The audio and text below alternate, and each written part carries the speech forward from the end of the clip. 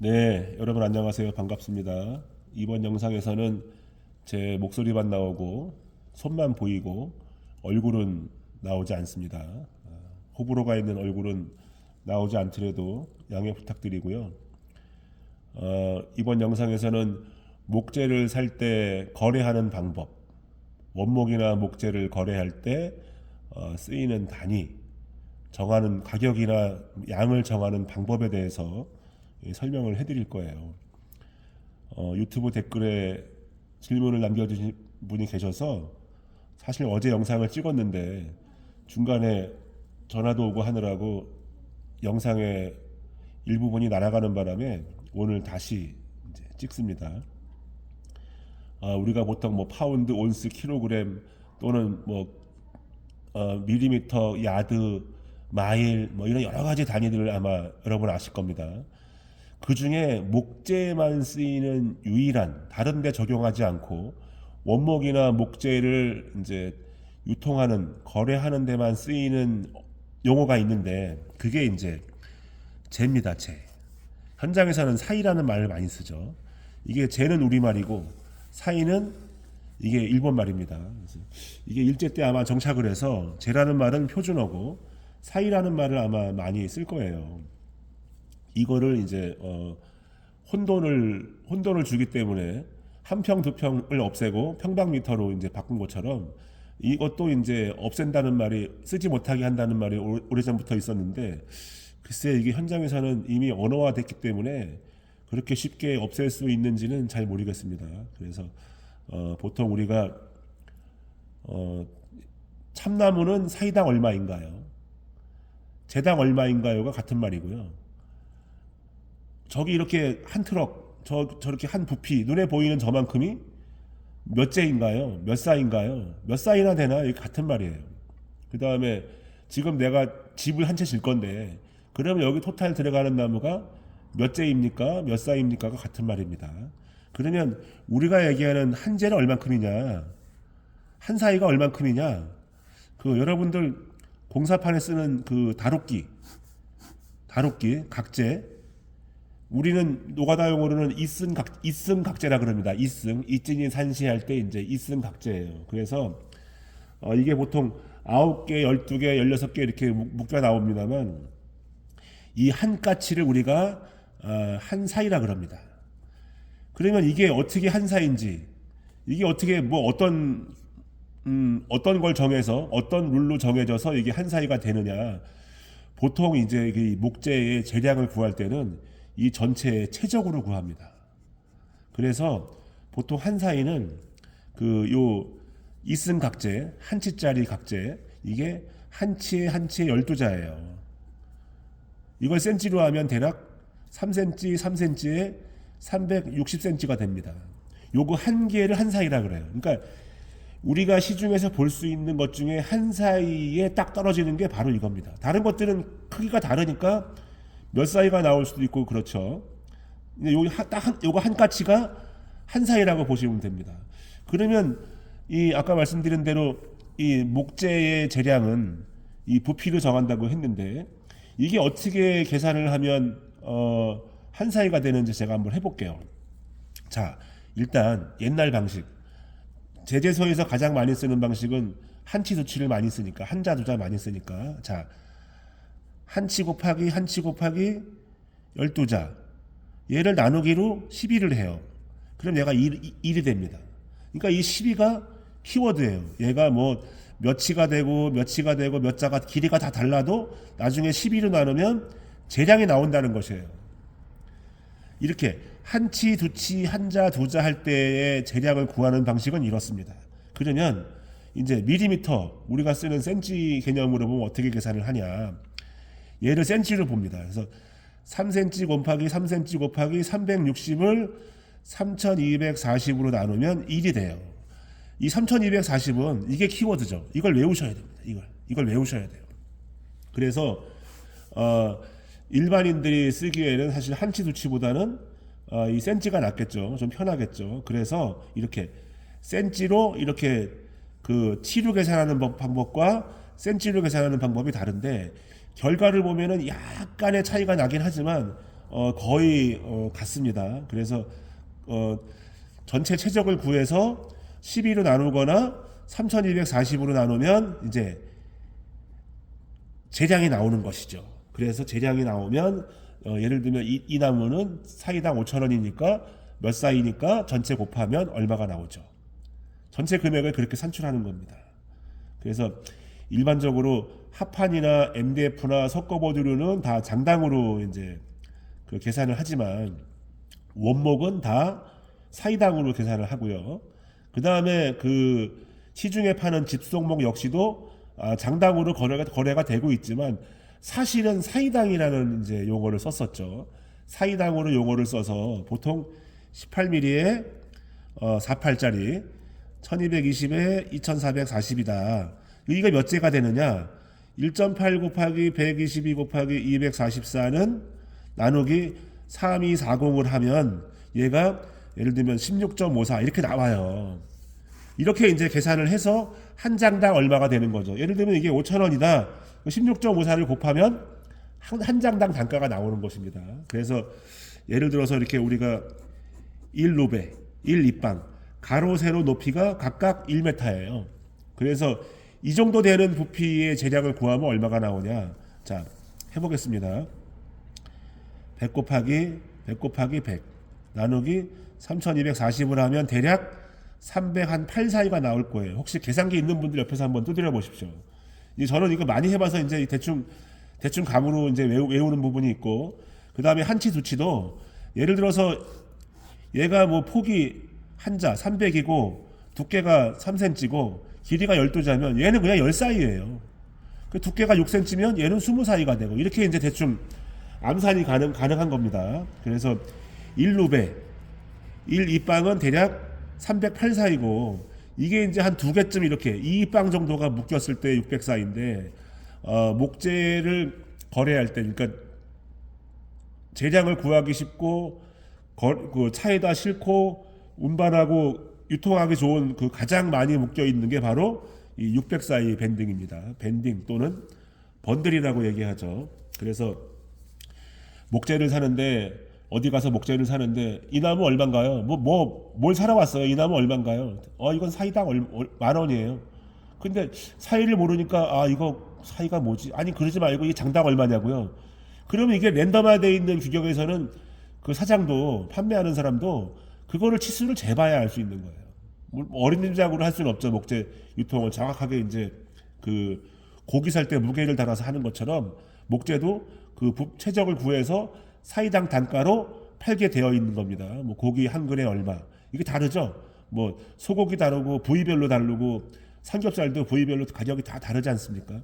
목재도 같은 나무래도 예를 들면 나무가 이제 상태가 좋냐 안 좋냐 또는 나무가 건조가 됐냐 안 됐냐 또는 나무가 이제 그 옹이가 있냐 없냐 이거에 따라서 각각 더블로 뜁니다. 2배씩. 그래서 마르지 않은 나무 상태, 마른 나무, 옹이가 있고 없고 또 이거를 다 제재를 해서 제재를 하는 것도 다 인건비가 들어가니까요. 제재를 해서 어느 규격으로 만들어 놓고 심지어는 1차 가공뿐만이 아니고 2차 가공까지 해서 마치 계단재나 이렇게 손수침처럼 이렇게 다 만드는 건 다 비용으로 이제 전가가 되겠죠. 그래서 그 집성목도 원래 사이당으로 했었고 원목은 전부 다 사이당으로 계산한다.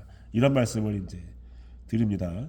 우리하고 좀 다른 서양은 우리는 사이나 제라는 단위를 쓰지만 뭐 미국이나 이런 데는 이제 보드 푸시라고 하는 이제 또 다른 용어를 써요. 그건 여러분들 필요하신 분들 어디 찾아보시고 찾아보면 나오나? 안 나올 것 같은데. 그래서 예를 들어서 이렇게 원목이 이렇게 있어요. 얘는 제재하지 않은 이렇게 둥그런 원목입니다. 이런 거는 어떻게 계산하냐? 이거는 그러면 뭐 원주율로 계산해야 되나? 반지름 곱하기 뭐 3.14 2파이 뭐 이런 걸 해야 되나? 그렇지 않고요. 이런 것들은 얘를 이렇게 사각으로 간주합니다. 사각으로. 그럼 여기서 좀 의문이 들죠. 그러면 이 나무 이거 없는 거잖아요. 그러니까 이렇게 만약에 얘를 사각으로 간주하면 사는 사람이 불리하겠죠. 사는 사람이 유리하고 파는 사람이 유리하고 사는 사람이 불리하면 이 나무 이제 본 적도 없는 나무 값을 내야 되니까. 그래서 이 원주율로 복잡하게 계산하지 말고 얘를 사각으로 간주하되 얘는 예를 들면 뭐 2분의 1 값이에요. 반값입니다. 그래서 이렇게 제재해서 각 규격별로 이렇게 물론 랜덤일 수가 있지만 이렇게 켜놓은 거는 우리가 제품 사이라 그러고 이렇게 원목 상태로 거래할 때는 얘를 원목 사이라 그럽니다. 그래서 제재소나 목재상에다가 그 목재를 주문하거나 거래를 하려고 할 때는 얘가 원목 상태에 있는지 제품 상태로 있는지에 따라서 가격이 다르다는 거를 인지하셔야 돼요.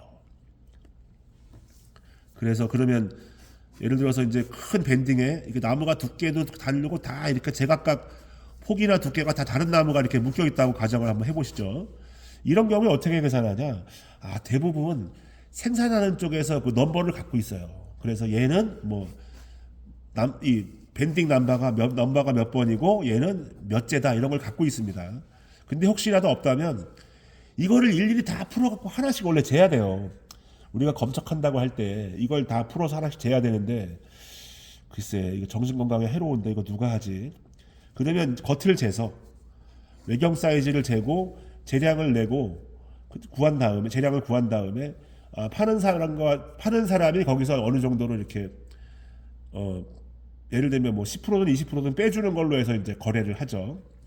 가장 좋은 방법은 얘가 똑같은 규격으로 균일하게 묶여 있는 것이고 이렇게 생산할 당시에 있었던 그 남바나 재량을 갖고 있는 거예요. 일종의 뭐 수입 원장 같은 겁니다. 이게 수입해서 들어온 북미산 같은 경우에면 이게 수입 원장 같은 게 있을 것이고 이게 국내에서 이게 생산이 된 것도 마찬가지로 이제 그 판매자 측에서 재량을 갖고 있는 것이에요. 그래서 거래하는 게 좋은데 제가 지금까지 쭉 설명해드린 재량을 구하는 방법을 가지고 파는 사람과 사는 사람이 약간의 차이가 예를 들면 많게는 뭐 한 7, 8% 적게는 2, 3% 차이가 난다 그래서 여러분 싸우지 마세요.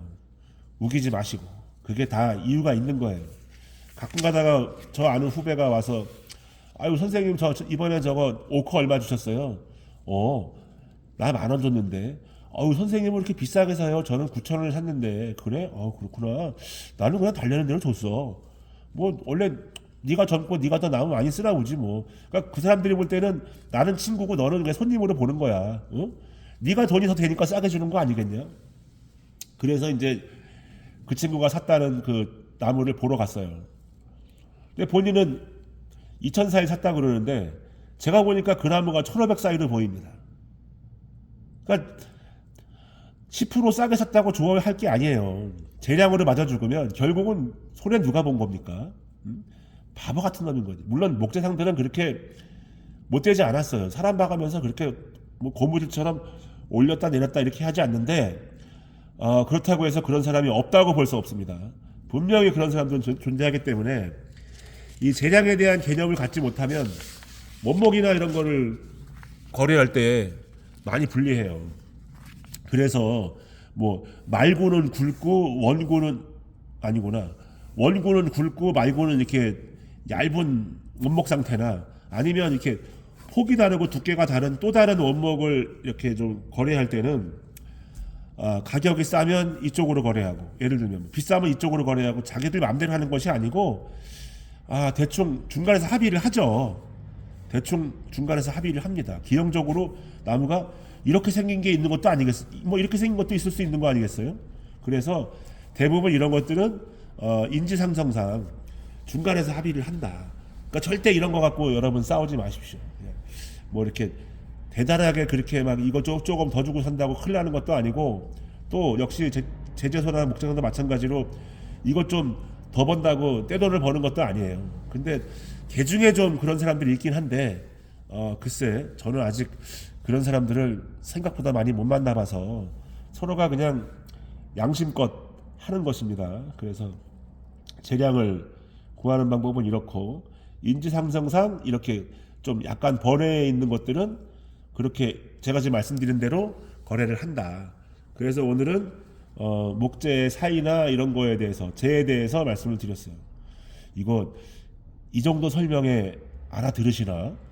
사실은 알아들어야 되는데 요즘에는 공방을 하거나 이런 현장의 목수들도 사이에 대한 개념이 없어서 그래서 혹시라도 어디 원목장이라든지 제재소 같은 데 가서 나무를 살 때는 그렇게 문의를 하시고 그리고 이게 나무가 굵기에 따라서 또는 수종에 따라 다 가격이 다르겠지만 그런 것들 좀 잘 이렇게 일단 좀 사람이 서로 알고 가까워져야 편하게 대화를 할 수 있어요. 제재소 가면은 막 시끄럽고 그런데 전화해갖고 뭐 물어보고 그러면 그거 뭐 저 대답 똑바로 다 되겠습니까? 그러니까 불친절해 보이는 데가 생기는 거예요. 사실상 그렇지 않은데 괜히 불친절하고 뭐 해줄 것도 안 해주고 이런 얘기가 도는 겁니다. 그리고 건축업자나 인테리어업자든 인테리어 하시는 업자분들 잘 들어보세요.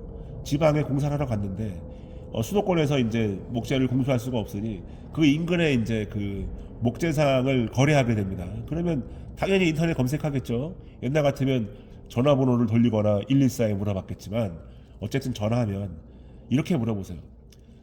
어디서 나 일하러 온 사람인데 거기 혹시 목재를 좀 쓸 수 있나 물어보는 거다. 그러면 아니 당연히 뭐 휴업 뭐 판다 그러죠. 그러면 그거 하나 물어보세요.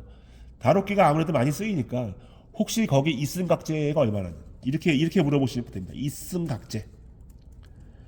이승각제 한 사이에 얼마냐고 물어보세요. 그럼 다루기 한 가치가 얼마냐고 물어보는 겁니다. 이게 그래서 이렇게 9개가 묶이거나 이렇게 뭐 12개가 묶이거나 이렇게 12개가 묶이면 이제 곱하기 얼마가 나오는 거죠. 그래서 한 묶음에 얼마가 나오는 거예요. 근데 이승각제가 사이다 얼마냐 이렇게 물어보는 사람이면 목재소도 요즘에 이 개념이 없는 사람들도 있는데 좀 일을 많이 해본 경험이 많은 분들이면 아마 속으로 그럴 거예요. 이 사람 타짜구나. 이 사람 도사네. 목재소에 전화해서 니네 이승각제 사이다 얼마에 파냐 이렇게 물어볼 정도면 이 사람이 선수구나 이렇게 생각을 할 거예요. 다루기 한 달에 얼마냐고 물어볼 겁니다. 아마 대부분이. 이렇게 물어보십시오. 그 다음에 이제 뭐 니부 48 얼마야? 니부 48이라 그러면 5mm 합판에 4피트 8피트 넉자 8자에 이제 합판을 물어보는 겁니다. 기본적으로 많이 쓰죠. 그 다음에 뭐 36 석고 얼마야? 이렇게 936 이런 것들은 뭐 936 석고 한 장 얼마야? 이렇게 물어보는 거예요. 그 다음에 뭐 두꺼운 합판을 많이 쓴다 그러면 용부 합판 한 장이 얼마야? 이렇게 물어보시면 됩니다. 용부. 이거 다 일제 용어죠. 일제 잔재인데 어쩔 수 없어요. 조선시대에는 합판이 없었기 때문에 이런 거 일제 용어 쓴다고 욕하시면 안 됩니다, 여러분. 용부, 고부, 삼부, 니부, 나나부, hat지부 이게 다 있는 거라니까. 이게 없어졌겠냐고. 그러면 이렇게 막 각재 이런 거. 각재는 승이라는 말을 쓰죠. 고승, 니고, 뭐 산승, 연승, 고승 이렇게 고승 그럼 150mm 각 얘기하는 거예요. 그러니까 이런 용어들을 좀 알고 있으면 아무래도 이제 좀 비록 내가 좀 경력은 좀 짧더라도 이 업계에서 쓰는 용어들을 다 알므로 해서 이제 거래할 때 좀 부드럽고 말 건네기도 좀 편하죠. 이런 용어를 쓰는 사람들은 굉장히 말을 잘 받아줘요. 왜? 선수들이거든. 그 각자하고 빵제도 구별 못하고 이런 사이의 개념이 없으면 이게 이제 괴로움을 겪을 수 있는 겁니다. 그래서 오늘은 원목을 거래할 때 쓰는 우리들만의 규격, 방법 이런 거에 대해서 설명을 해드렸어요. 부디 이게 여러분들한테 유익한 그러니까 유익한 시간이었길 바라고 저는 또 다음 영상으로 또 찾아뵈야죠. 아무튼 끝까지 봐주신 분들께 감사드리고 어디 가서 눈탱이 맞지 않기를 꼭 바랍니다. 감사합니다. 좋은 하루들 보내십시오.